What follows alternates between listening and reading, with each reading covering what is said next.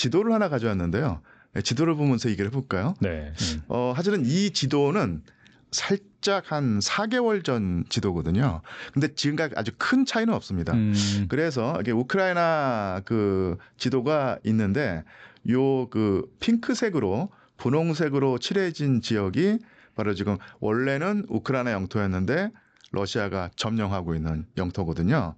그래서 맨 위가 루한스크 주입니다. 네. 그리고 도네츠크 주가 있고 그다음에 자포로지아 주가 있고 헤르손 주가 있고요. 그다음에 크림 반도가 있는데 여기 그 루한스크 주와 도네츠크 주를 뭉뚱그려서 보통 돈바스라고 부르거든요. 근데 요 그 살짝 그 색깔이 다른 이 지역이 2022년 이전에 그러니까 2014년부터 2022년 사이에 내전에서 분리독립주의자들 그러니까 우크라이나 중앙정부의 탄압을 물리치고 딴살림을 차리겠다라고 하는 친러시아계 정치 세력이 장악하고 있는 곳이었어요. 그리고 이런 내전이 상당히 오랫동안 그러니까 2014년부터 2022년까지 7, 8년 동안 지속이 돼 왔죠. 그리고 당연히 민간인 피해가 상당히 많았었고요. 그런 상황을 뭐 쉽게 말하면 내버려둘 수 없다는 명분을 내세워서 푸틴이 우크라이나를 침공했는데요. 여기 그런데 이 흰색 부분, 그러니까 쉽게 말하면 우크라이나가 아직 차지하고 있는 지역에 검은색 줄이 있는데요. 네. 이것은 그 행정구역입니다. 달리 말하면 이 루안스크 주는 거의 100% 지금 러시아가 차지하고 있고요. 도네츠크 주 같은 경우는 한 더 이제 서쪽으로 전진을 했기 때문에 지금은 80%를 차지하고 20%가 서쪽에 남아 있는 거예요. 근데 지금 푸틴이 계속 주장하고 있고 노리는 바가 뭐냐면 아직 손에 넣지 못한 도네츠크 주의 나머지 부분, 이 부분을 달라는 겁니다. 점령도 안 했는데 그죠? 예. 그리고 그렇게 되면 이제 트럼프 대통령이 계속 영토 교환이란 말을 쓰는데 여기 위쪽에 아주 약하게 표시가 돼 있는데 네. 그 위쪽에서도 러시아군이 내려와서 차지하고 있는 우크라이나 영토가 몇 군데 있어요. 그 지역을 넘겨주겠다는 얘기죠. 우크라이나한테. 예. 그러니까 물론 이게 면적면에서는 네. 이게 상대가 안 되게 차이가 있고 당연히 우크라이나가 일단 뭐 그 영토를 넘겨준다는 것 자체가 치욕적이고 받아들일 수 없는 거지만 그걸 인정한다고 하더라도 이 교환이라고 하는 어떤 비율이 그야말로 영어로 치면 언페어한 거예요. 하지만 뭐 전황이 워낙 불리하기 때문에 그런 거를 따질 수 있는 상황이 아니고요. 아니면은 푸틴 대통령에게 그 아마 그 트럼프가 제안을 했을 텐데 이 자포로지아라든지 헤르손 지역을 일부는 다는 아니더라도 지금 러시아가 차지하고 있는 그 영토에 또 일부는 넘겨주면서 그러니까 남쪽 지대를 약간 내주고 이 북쪽 지역을 특히 이제 도네츠크 주를 확실히 차지하자. 이게 전 푸틴이 바라는 바고 거의 예상컨대는 또 추측컨대는 트럼프도 거의 동조를 한 상황이 아닌가 이런 생각을 합니다.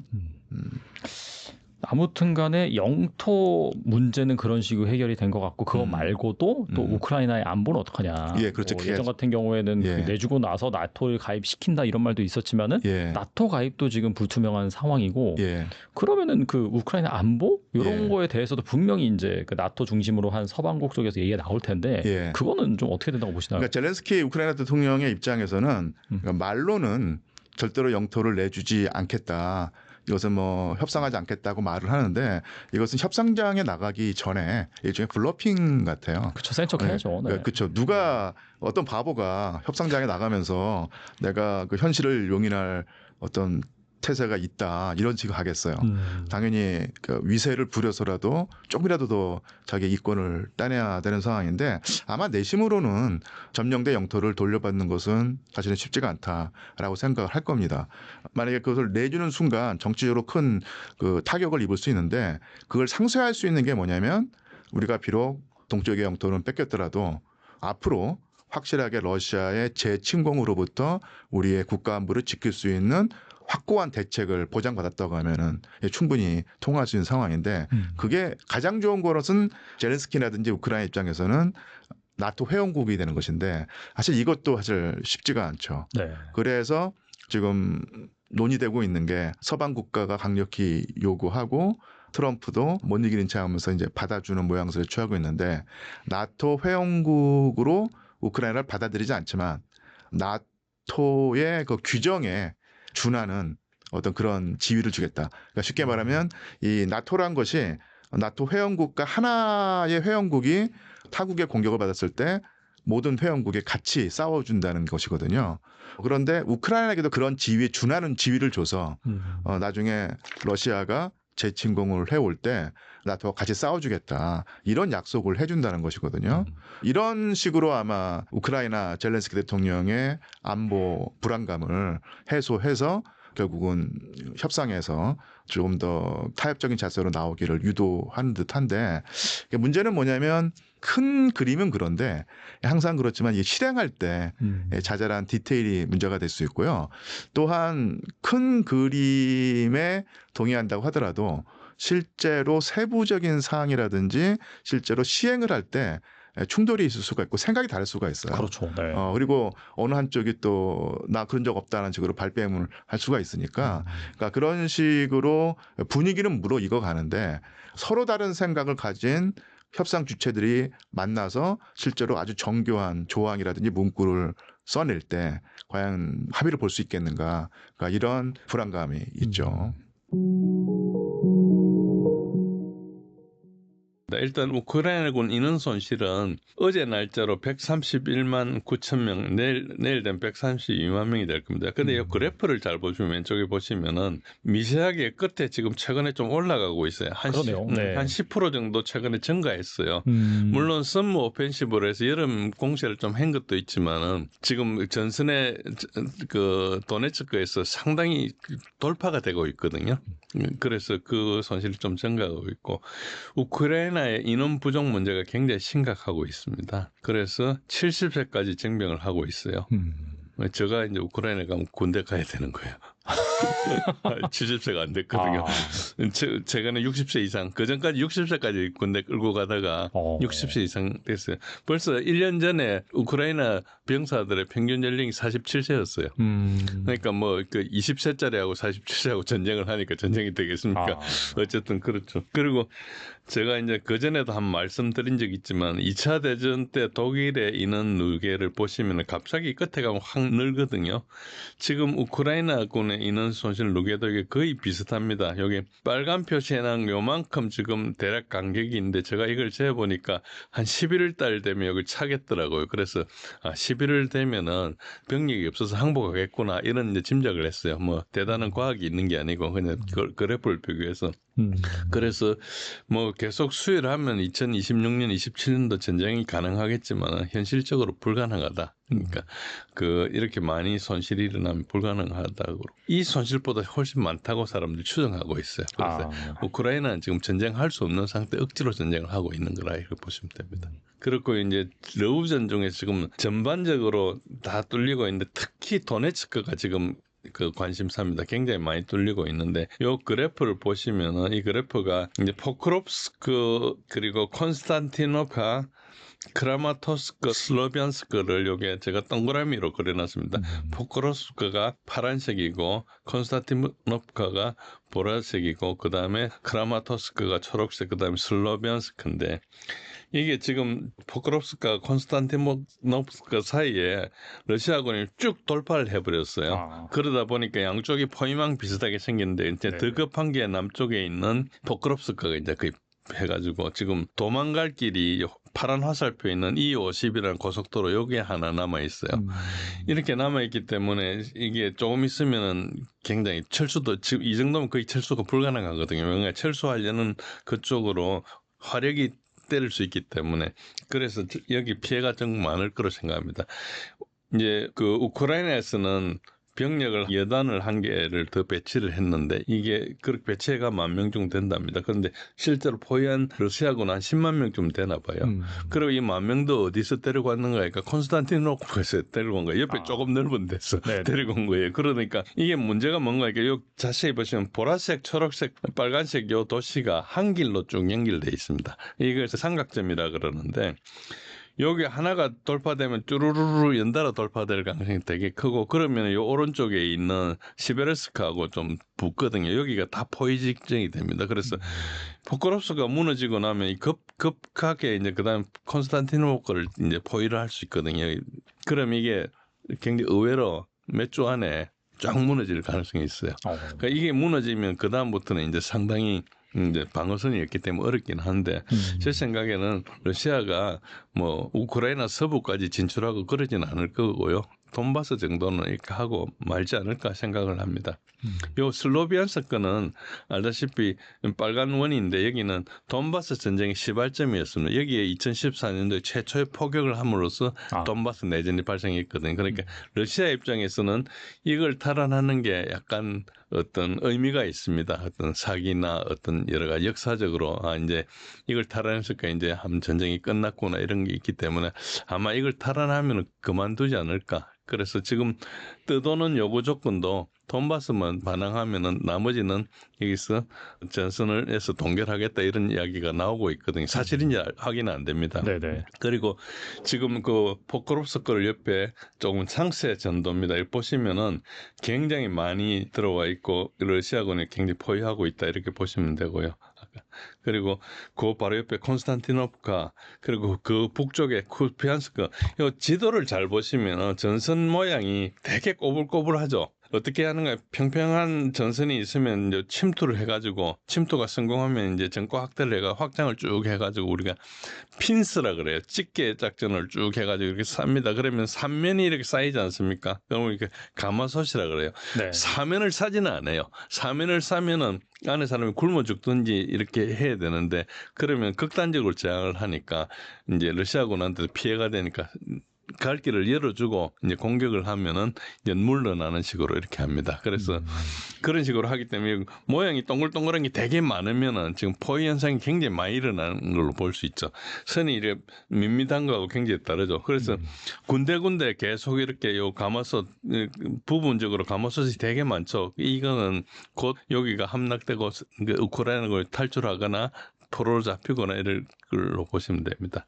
전선을 그렇게 보시면 그렇고요. 그리고 이제 그 밑에 수미 지역은 쿠르스크를 침공한 다음에 거기서 이제 완충지대를 형성하기 내려왔어요. 내려오고 있는 요 부분도 도심에서 한 20km 정도 떨어져 있는 정도고 오른쪽에 카르키프 지역에서도 카르키프 지역은 여기 파라노니 카르키프라는 도시입니다. 카르키프가 이제 우크라이나의 제2도시거든요. 이제 여기서도 공격을 하고 있고요. 화살표 방향으로 러시아군이 점령을 해가지고 완충지대를 형성하려고 하고 있습니다. 그런 식으로 이제 돼 있고 밑에 이제 그 밑에 카르키프도 볼찬스크도 오랫동안 방선 홀드하고 있다가 조금씩 이렇게 접근을 하고 있고 한 20km 정도, 15km, 20km 정도 되면 화력 통제를 할 수 있거든요. 드론이나 야포로 때릴 수가 있습니다. 그러면 그 안 도시에 있는 것들은 굉장히 취약해지는 거죠. 오른쪽에 있는 것은 루안스크 전선인데 동그라미의 크기가 큰 데가 전쟁이 좀 전투가 활발한 지역이고 그렇지 않는 데는 조금 이제 좀 그 정적인 지역으로 표시하고 있고요. 그 밑에 이제 도네츠크 남부 지역 지금까지 있는 거와 달리 드네프로주를 최근에 돌파를 했거든요. 그 오른쪽에 보시면 드네프로주를 돌파해가지고 좀 새로운 주로 이제 들어간 상태도 있고요. 루안스크, 도네츠크 전반적으로 모든 전선에서 굉장히 활발하게 전투가 일어나고 있다. 대부분 지금 우크라이나가 몰리고 있다고 보시면 됩니다. 동그라미 크기만큼 이제 전쟁이 좀 크게 일어나는 거고요. 그 다음에 이제 그 밑에 아까 삼각 도시를 끌고 나면 여기 시베르스크를 만나는데 그걸 제가 하나 그렸고 그 외에 자포로지아 헤르손은 그냥 거의 그 소강 상태입니다. 처음에 조금 많이 최근에 한번 움직였다가 그게 이제 조공이라 해가지고 주공을 하기 위해서 이제 방어선을 좀 땡긴 그런 정도지 크게 그렇지는 않고 여기 헤르손은 이제 이 강을 두고 조금 교전을 좀 하고 있고요. 그런 상태고 도네츠 남부는 아까처럼 이제 포크롭스크를 막다 보니까 남쪽으로 풍선 효과로 이제 러시아가 좀 많이 밀고 나간 게 좀 있고요. 그렇습니다. 우크라이나 군 내부에서는 요거는 일주일 전 이야기인데요. 이게 휴전이 빨리 되면 좋겠다. 지금 협력당이 직전이다. 이런 편지가 나올 정도로 내부의 붕괴 우려가 있고 이게 이제 2주일 전이군요. 7월 33일인데 요것도 조금 시간 지난 건데 러시아의 드론 미사일 미사일 공격이 계속 지속되고 있습니다. 그런 상태고요. 그래서 러시아군은 전선에 있는 우크라이나군을 때린 게 아니고 이제 후방에 있는 전력이 될 만한 것들을 때리고 있습니다. 특히 나토에서 장비가 오거나 하면 거기를 때리고 이렇게 하고 있는 그런 식으로 요 오른쪽에 보시면 때린 지도가 있는데 이게 매일매일 조금씩 다른데 대략 이런 모습으로 때린다 보시면 됩니다. 그래서 보급기지나 직결지나 훈련 장소나 비행장이나 무기 생산 공장이나 그리고 모병센터나 이런 데를 때리기 때문에 전투력을 생성해 가지고 전방에 투입해야 되는데 그게 못 오게 막고 있는 거죠. 그러니까 러시아 입장에서는 지금 느긋하게 전투를 하고 있는 거죠. 전방에 있는 걸 때린 게 후방에 때리고 있으니까 급한 거 없다는 거죠. 나중에 올 거를 미리 때려 놓는다는 그런 개념으로 하고 있다 보시면 됩니다. 한편 우크라이나는 지금 전쟁 피로감이 확산되어 있습니다. 왼쪽에 보시면은 초록색 그래프가 계속 전쟁을 하겠다는 것이고, 그 지금 현재는 24%입니다. 초전에는 70%를 넘었었는데, 지금 이제 협상하자, 종전을 하자, 땅을 내주고라도 하자는 게 지금 69% 정도로 와 있습니다. 그래서 우크라이나 국민들은 전쟁에 지친 상태고 지금 전쟁을 수행할 능력이 없는 상태죠. 그런데도 이제 계속 이거를 끌고 나가고 있다는 그런 시죠. 그래서 지금은 의미 없는 전투만 하고 있고, 이 전투하는 것보다 머리를 비상하게 굴려서 좋은 협상안을 가지고 얼마든지 끌 수 있거든요. 그러니까 러시아도 전쟁을 계속하고 싶지 않기 때문에 희생을 받아낼 수 있는데 국가적 차원에서 이야기하지 않고 자기의 어떤 개인적인 차원, 그리고 이제 우크라이나가 어떻게 돼도 상관없는 영국이나 이제 독일이나 이쪽의 사람들, 그러니까 이번 이걸 계기로 군수 산업을 일으켜야 되겠다는 이런 사람들이 이제 네네. 끌고 나가는 거죠. 그래서 국민들만 희생되는 그런 걸로 있습니다. 그리고 아까 요 사항은 지금 확정은 안 되는데 지금 굉장히 떠돌고 있는 말이 있습니다. 러시아 언론에서는 카드라로 들고 있어요. 그러니까 영국에서 먼저 이제 이런 보도가 나왔고 그거를 인용해 가지고 했다 이런 정도만 나오고 있는데, 어쨌든 푸틴이 뭐 트럼프한테 했다는 식으로 전달되고 있는데, 도네츠크하고 루안스크 돈바스 영토는 다 물러나라. 우크라이나가 다 물러나고 나머지 전선은 그 자리에서 멈추겠다. 그러면 자포로지아하고 헤르손에도 러시아가 자기 영토라고 헌법에 적시해가지고 이렇게 해놓은 수복해야 될, 자기들 입장에 수복해야 될 영토들이 있는데 그건 포기하고 돈바스만 주면은 끝내겠다. 그런 게 약간 기사로 보도되더라고요. 그게 이게 보도인데 아직 확인은 안 됐어요. 확인 안 된 거고. 카드라가 계속 떠들고 있는 겁니다. 러시아에서도 심지어 러시아 언론에서 나오고 있어요. 카드라로. 이렇게. 그런데 뭐 아직까지 그걸 전혀 발표 안 했거든. 그게 중요하면 그때 발표했겠죠. 그런 게 이야기가 나오고 있는데 그런 상태인데 지금 그걸 제가 표시한 거예요. 왼쪽에 보시면 조금 더 붉은 진한 데가 있죠. 여기가 아직까지 우크라이나군이 점령하고 있는 도네츠크주예요. 그러니까 요 영토가 도네츠크 전체의 한 30% 정도 된다. 그 정도고. 근데 여기가 상당히 격전이 일어날 겁니다. 아까 이야기한 도시도 있고. 이제 그래서 뭐 이 정도 같으면 러시아가 조금 전쟁하면서 희생을 덜 치르고도 영토를 확보할 수 있으면 다른 거 양보할 수 있다. 이런 뜻으로 받아들일 수 있으니까 그럴듯해요. 이런 이야기를 했을 것 같기도 하고. 그래서 확정을 할 수 없는데 어쨌든 그렇다 보시면 됩니다. 가만히 그냥 우크라이나 거부하면 어떻게 되냐 하니까 결국 시간이 지나가지면 다 뚫린다. 아까 제가 설명드린 그 도시가 여기 한 줄로 쭉 여기는 선이 이제 도로망이 진해가지고 잘 보이죠. 쭉 이렇게 연결돼 있는데 사실은 러시아가 중요한 도로를 차단했기 때문에 보급도 이제 곧 끊기게 돼 있거든요. 그런 측면에서는 만약에 이거를 러시아가 제안했다면은 우크라이나가 받아들이는 것도 방법일 수 있어요.